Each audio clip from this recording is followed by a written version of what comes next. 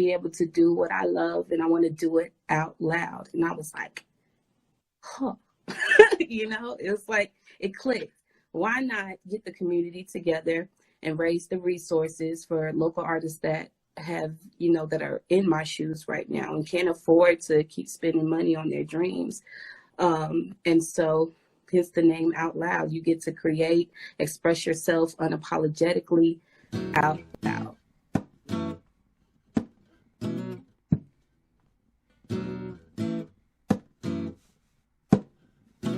What's up, guys? What is up? We back to it. Just with a different hairstyle, I guess. What's up, people? So we are starting season 2 right now. I wish I had an audience behind me so we can make some noise. There we go. There she is. I got you, dude. I can't wait to get started. So tonight, I'm going to be in the hot seat. I'm going to be interviewed tonight. I have my homegirl who is actually, she's been my partner in crime with this Bliss Talk stuff, making sure we're getting and handling our business. She's actually been the video director and video editor for all of the first season that you saw on YouTube. And so when we were thinking about how do we want to bring in season 2, we thought about bringing it in with some of the old guests from last season. And so we stayed up to like 3 a.m. last night to get that little commercial together. I hope you guys enjoyed that commercial because it took a lot of work to put it together. And so I'm going to go ahead and bring her on. I have no idea what she's going to ask me, but I'm sure it's going to be dope. Bring it in. What's up, Mike? Oh, snap. Hi. Hey. I am so excited to be here with you. Oh my gosh, I'm excited too. And you look absolutely amazing. Like your hair color has changed and everything. Stop it. So, I'm super excited to be able to, talk to you, introduce you to the people, even though they know who you are.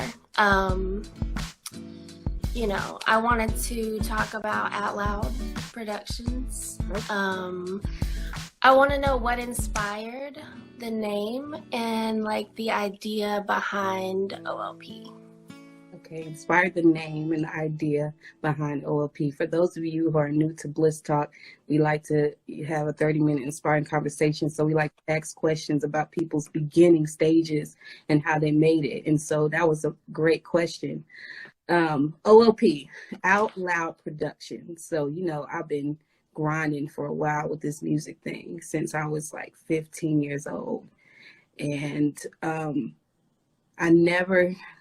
was shy when I would get on stage. That's number one. And then building and the assets and getting your studio equipment together and all that stuff. I was spending a lot of money at the music equipment stores. And so finally, I was like 23 or 25 when I built Out Loud Productions. And it was just a thought that I had sitting on the couch. I was like, this can't be life. I don't have a machine behind me. I don't have people, spending a whole lot of money on my dreams. So, something's got to give. And I want to be able to do what I love and I want to do it out loud. And I was like, huh. It was like it clicked. Why not get the community together and raise the resources for local artists that have, that are in my shoes right now and can't afford to keep spending money on their dreams. And so hence the name Out Loud. You get to create, express yourself unapologetically out loud. I love that. And it was actually, Out Loud was my first performance. You gave me that platform, which I was so nervous, but I'm so grateful for. And I'm sure a lot of other local artists are as well. What did the process look like as far as becoming official, becoming incorporated? The process looked rough. The process looked really, really tough. I was a kid when I started Out Loud Productions, like kid in all sorts of ways. Like I wasn't mature at all. I just knew that I was going to be able to build this organization from scratch. I was like, it ain't nothing. I got me an organization. And little did I know getting into it, I was like, this is a lot of work. It's a lot of work. But as far as getting incorporated goes, I knocked on a lot of doors. I mean, the first thing that I did was we looked up like how to start a nonprofit, and we found like this stack this big on like stuff we did. Like we're looking at it, we don't know what these words and terminology means or anything like that. And then it was going to cost us $1,000 to put it as like a 501c3 and all that good stuff. And then it took me a while to wrap my head around it actually being an official corporation. And so the next step that I took was, me and Dante, Dante, and she was kind of like a shoulder to cry on when I was going through that phase where I just didn't know. Like I built this organization. At that time, it had been 3 years since we've been running, but I had no idea what I was doing as far as getting incorporated. She was like, I'm a lawyer, girl. I'm gonna take this up. I can hear Dante saying that. And so I tried that, and it ended up like not coming through at that point. And so when you're going through all of these phases of trying to get yourself incorporated, you kind of get discouraged. You just like, is this red tape is up here. And I was listening to a Bliss Talk previously, and Lindsay was like, if it was easy, everyone would be doing it. Exactly. And so I was like, you know what? I worked too hard for me to just say, nah, it's not going to happen. So I knocked on another door.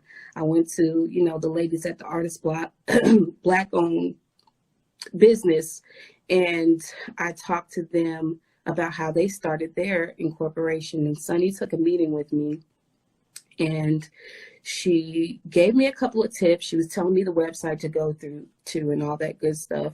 But what happened was it was actually a lot of money to get, because the guy that she brought to the meeting, he wanted some money up front to get it organized and all that good stuff. And of course, I work with a partner. I work with Relly. And so I had to, throw that idea that we might have to pay someone to get this incorporated for us. And she was like, well, let me talk to him. You know how Relly is. She was like, yes. We got to set up a meeting where all of us can be there. Like she was with, her attitude or whatever. And so there, it was just like, I was thankful for the information, but it still seemed like it was not going to happen. You know what I mean?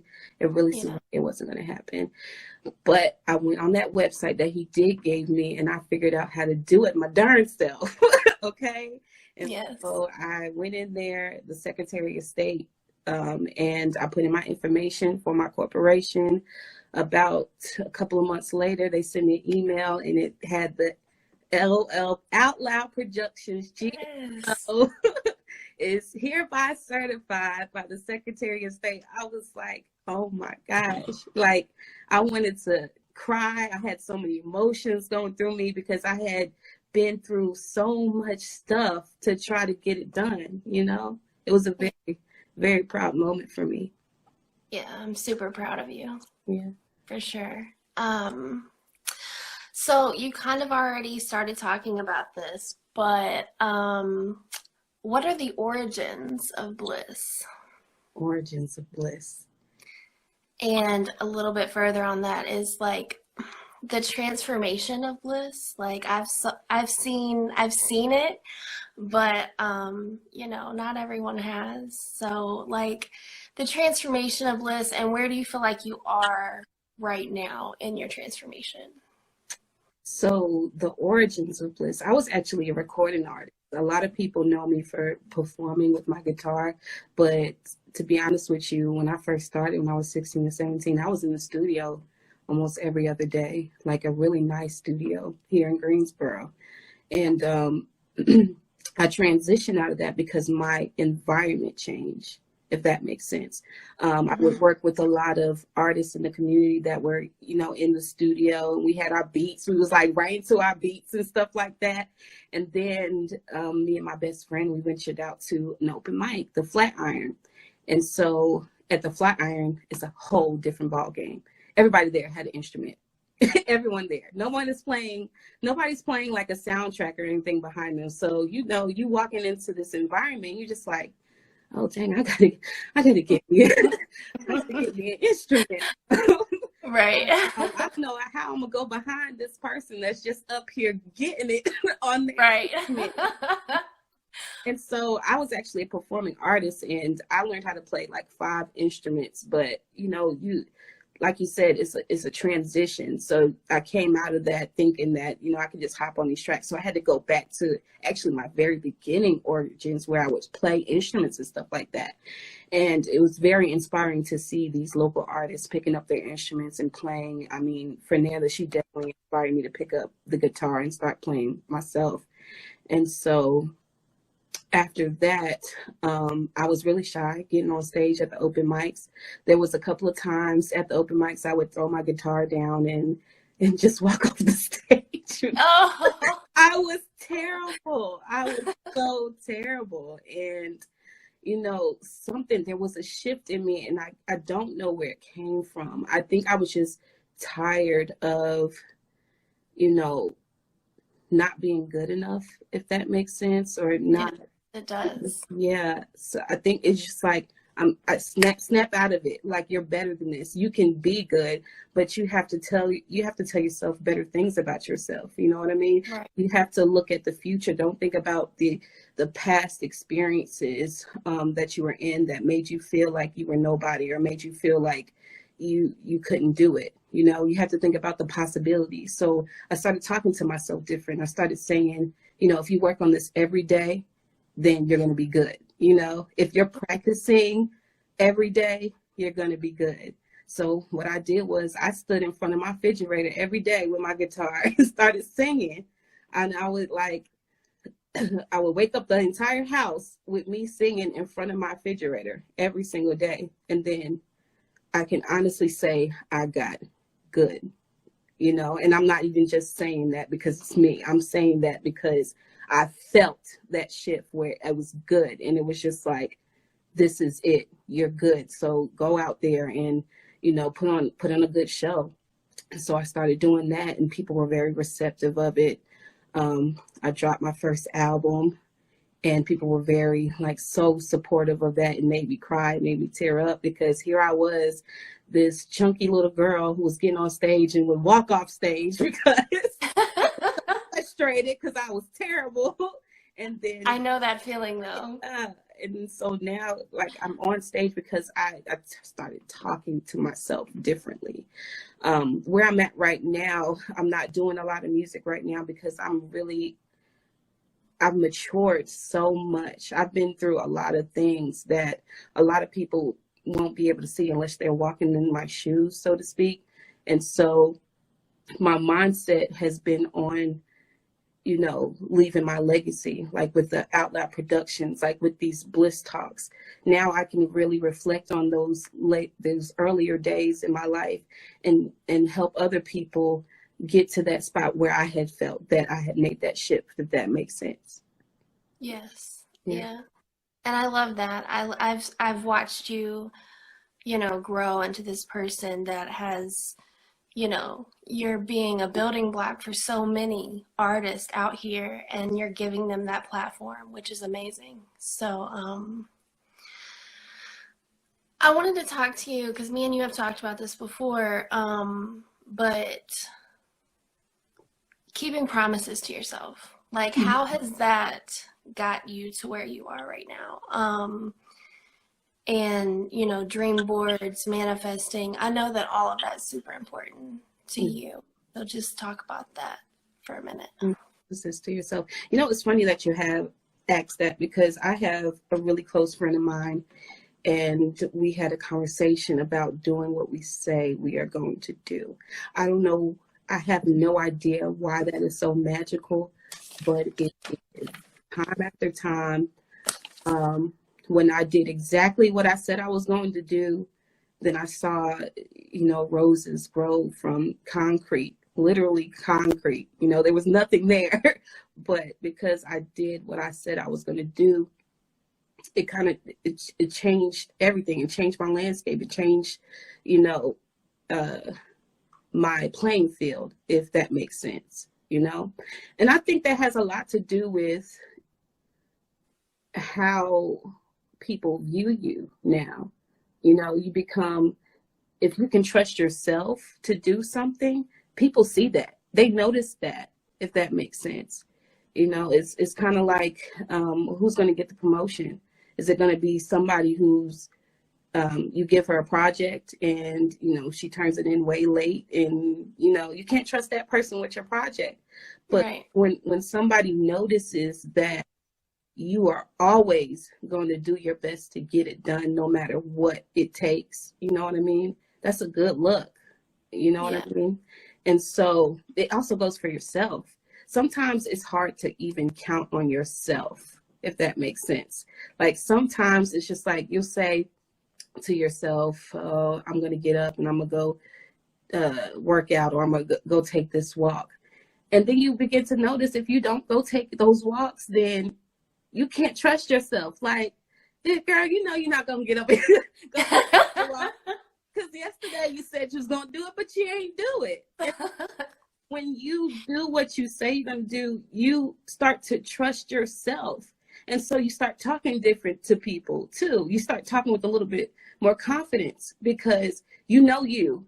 If I say I'm going to do it, I'm going to do it. So you, okay? You're able to talk to people with so much more confidence because you know yourself, you know your integrity. You know what I mean? And so, yeah, keeping your promise is so important. So important. And it just starts with yourself, to be honest with you. Right. Yeah. And about dream boards, I think about you because I remember like a story that you were talking about where you had created a dream board and you had put these things on it, and that whole year just changed for you. Mm-hmm. So, my vision board. Yeah. Dream board, vision board, yeah. I like dream board. I like the name of that. I don't know where that came. That's what I wrote down was dream boards. I like that. We should start calling it dream board. Yeah. Yes. So because we build, learn, aspire, collaborate, and share keys, normally you are taking those keys from other people.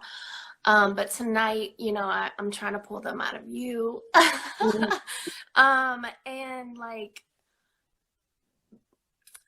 if you could share like a key that you think is like really important,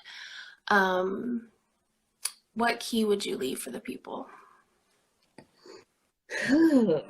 I'm trying to think of a key that I haven't already said in a past Bliss Talk or anything like that. I mean, I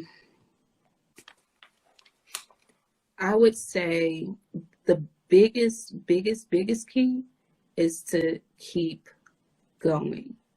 That's like above all keys, that is the key, because you can slack off on building, you can slack off on learning, and you can slack off on all the other keys. But it's okay. Give yourself that time to collect yourself. You know what I mean? And then keep going. I've had some great, like, successful times in my life, and I've had some really, really down times, But if I would have stayed in that down place, there would be no Bliss Talk. There would be no Out Loud Productions. You know what I mean? It's okay if you're having a tough season.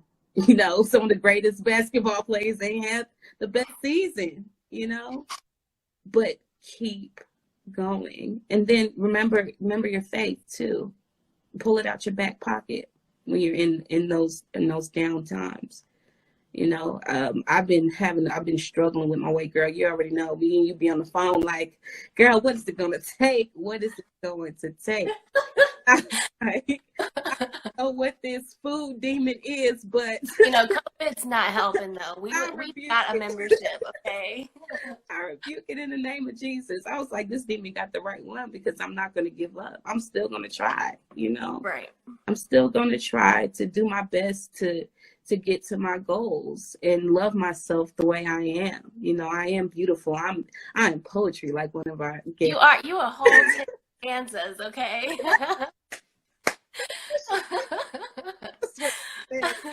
I love that. Yeah. Yes. But you know, it's a part of my journey.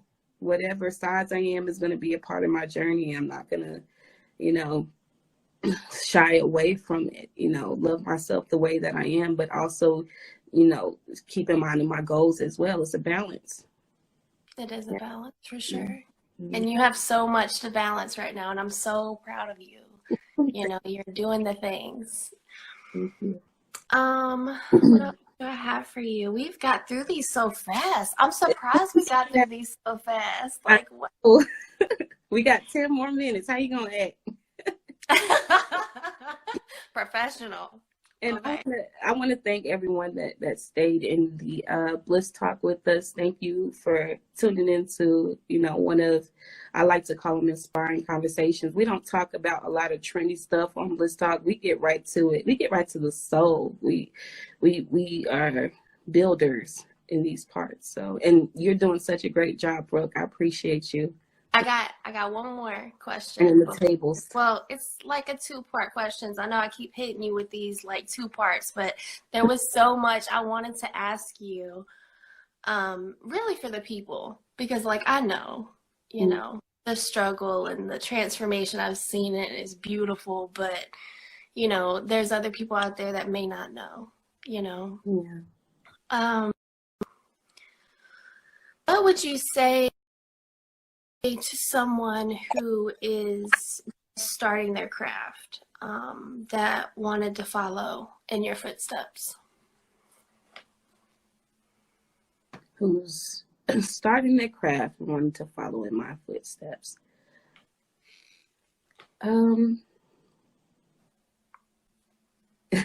That's kind of a question. If I could do it all over again. If I could do it all over again, I would stay away from these boys. Okay. To be honest. Tell them. I mean, that's life though. You know, you got to live your life. So I would definitely say to be mindful of your distractions. Be mindful of them and practice, you know, managing those distractions as well. You know, I had a conversation with T. Walker, and I was like, you seem like you're so good at, you know, managing your distractions or keeping your distractions away. He was like, no, I'm not really good at that. I just happen to manage them. Like I use my distractions to fuel, you know, my craft. You know what I mean? So however you would like to manage your distractions, manage them. That's what I would say. And then it helps to have mentors when it comes to that as well. Because I feel like I walked on this path, a lot of this path that I'm going on.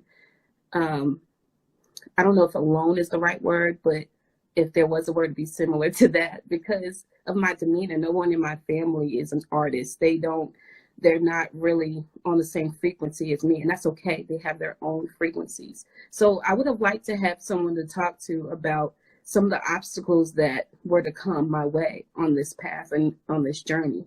But I feel like I didn't have like a whole lot of people to talk to about that. And that's why I love doing the Bliss Talk. So you can hear it right here from someone that's kind of walked that path, you know.